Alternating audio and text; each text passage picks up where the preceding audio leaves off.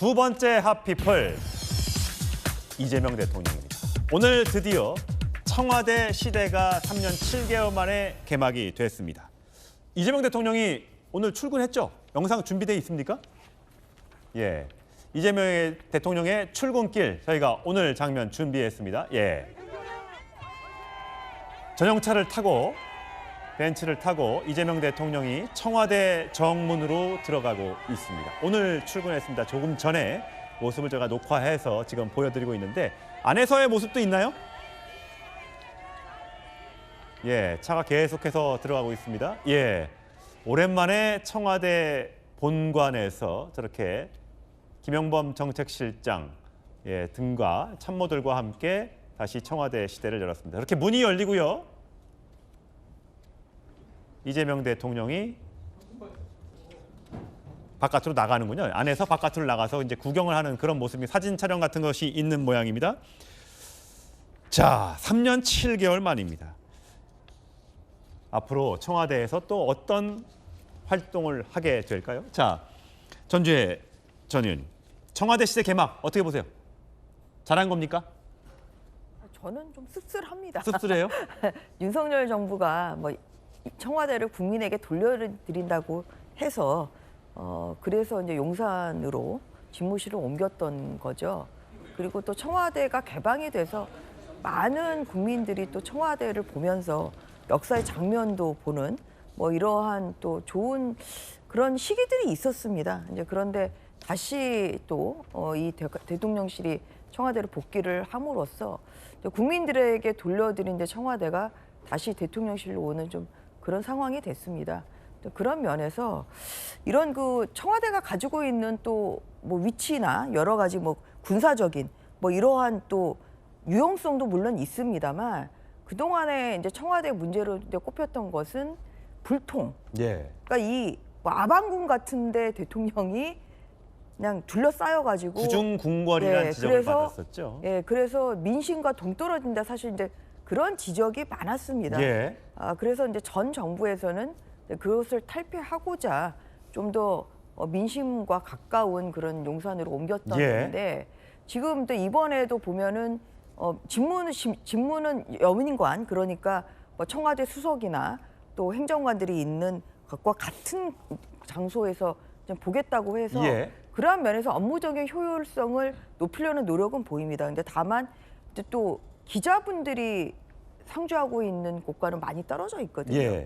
이러다 보면 결국은 이제 멀리하고 이러다 보면 이제 그런 그 민심과 좀 떨어지는 이런 모습도 나올 수가 있기 때문에 그러한 면에서 청와대로 뭐 가기로 결정을 했으니까 이것을 되돌릴 수는 없습니다만 청와대로 그렇게 복귀를 하시더라도 계속 민심을 경청하는 뭐 이러한 자세가 자세와 노력이 경주되어야 될 것 같습니다. 집무실은 옮겼는데 아직 관전은 공사가 안 끝났습니다. 여러 가지 안전과 보안 문제를 이유로 관저까지 이사를 오려면 내년 한 상반기, 한 3월 봄쯤은 돼야 될 것 같습니다.